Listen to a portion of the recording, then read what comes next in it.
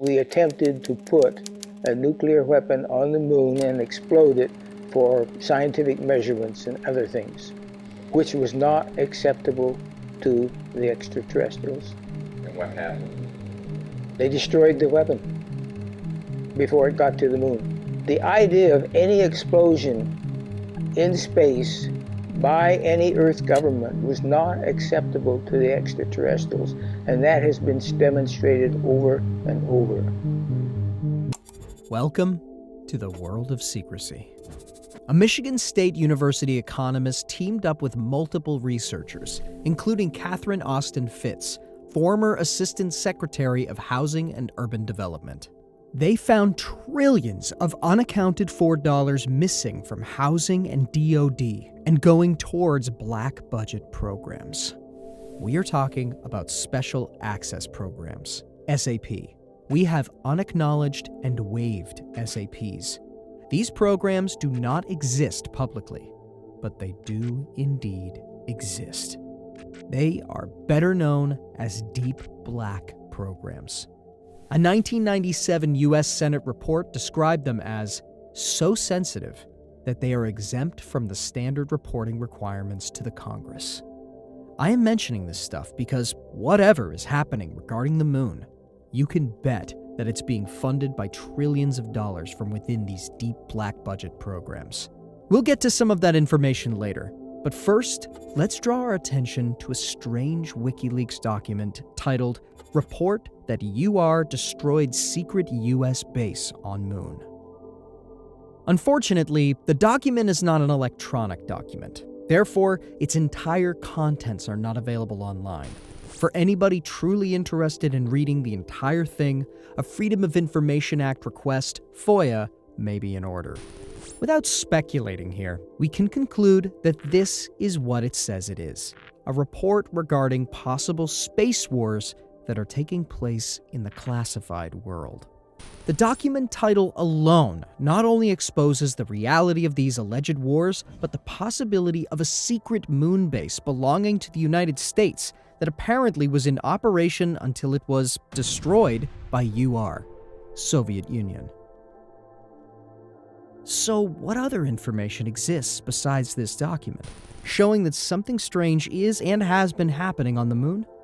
There's a lot of information, so it's hard to know where to begin.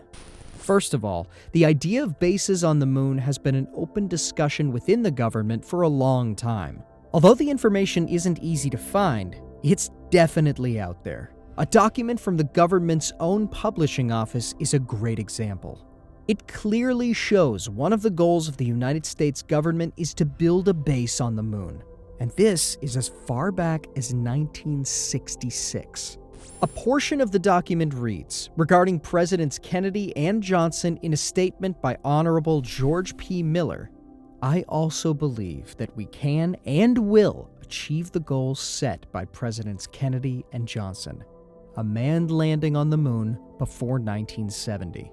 My own confidence in our rapidly advancing science and technology is such that I can visualize many more dramatic achievements ahead, although I will fix no timetable for them. Furthermore, decades-old documents have been declassified discussing this topic, showing how serious and far possible advancements in these intentions have gone." Take a look at the screenshot taken from the CIA electronic reading room in the form of a memorandum that was addressed to the CIA director regarding military thought, top secret, by Lieutenant General N. Koronevsky. Already, interest in the moon is not limited to a study of questions and a discussion of discovered potentialities. Specific projects are being worked out that propose the construction of various structures under the surface of the moon, from the freight compartments of missiles and the employment of various versions of pneumatic structures. The U.S. Army Corps of Engineers, and also various American companies, Martin, Aerospace, etc., are conducting a great deal of work in this direction.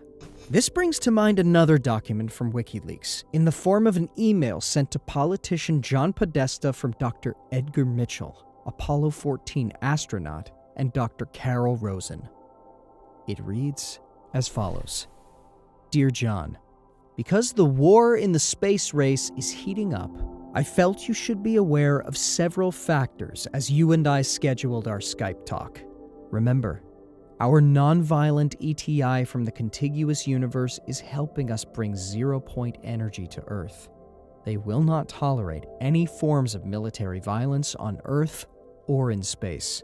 The following information was shared with me by my colleague Carol Rosen, who worked closely for several years with Wernher von Braun before his death. Carol has worked on the Treaty on the Prevention of the Placement of Weapons in Outer Space, attached for your convenience. A declassified report by the Air Force Nuclear Weapons Center from June 1959 shows just how seriously they considered a plan called Project A119. In general, they wanted to investigate the capability of weapons in space and gain further insight into the space environment and the detonation of nuclear devices within it. Interesting, to say the least, but it's essential to recognize the intentions behind the letter. That is, the recognition that humans have brought and will continue to bring their destructive ways into space by weaponizing it or attempting to weaponize it. With all of this documentation, it's also interesting to look into witness testimonies from credible sources. In the 1950s, Colonel Ross Dedrickson was responsible for maintaining the inventory of the nuclear weapons stockpile for the AEC, and accompanying security teams testing the security of the weapons, among many other duties. When it comes to weaponizing space, which is clearly outlined within multiple documents linked above, this is what he had to say. I also learned about incidents involving nuclear weapons, and among these incidents were a couple of nuclear weapons sent into space that was destroyed by the extraterrestrials. At the very end of the 70s and the early 80s, we attempted to put a nuclear weapon on the moon and explode it for scientific measurements and other things, which was unacceptable to the extraterrestrials. They destroyed the weapon before it got to the moon. Dedrickson is one of the hundreds of whistleblowers with verified, credible, and impressive backgrounds to speak up about an extraterrestrial presence.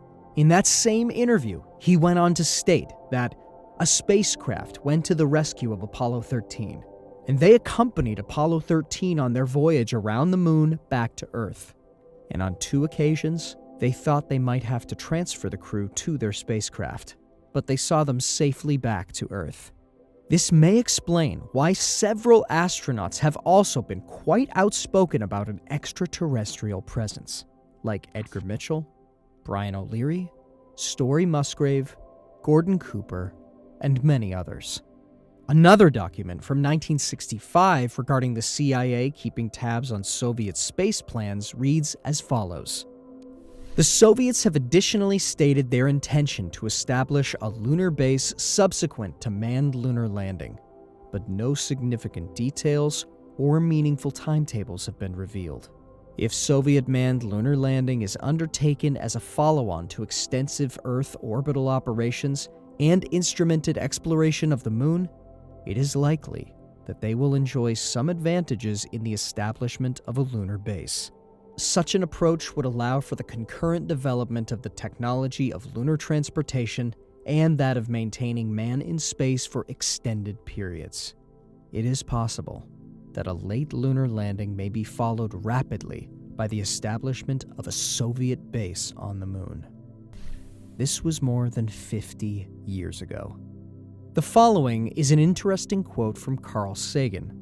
It is not out of the question that artifacts of these visits still exist, or even that some kind of base is maintained, possibly automatically, within the solar system to provide continuity for successive expeditions. Because of weathering and the possibility of detection and interference by the inhabitants of the Earth, it would be preferable not to erect such a base on the Earth's surface. The moon seems one reasonable alternative. We don't hear about black-budget programs or about people who have looked into them. However, the topic was discussed in 2010 by Washington Post journalists Dana Priest and William Arkin. Their investigation lasted approximately 2 years and concluded that America's classified world has become so large, unwieldy, and secretive that no one knows how much money it costs, how many people it employs, how many programs exist within it, or exactly how many agencies do the same work. Our world is not how it's been presented. Many subjects once, and that still are deemed as a conspiracy, are not a conspiracy. Strange things happening on the moon and UFOs, for example, are one of several great examples. It's okay to explore these things, but it's vital that we examine good sources and present good sources when we do so.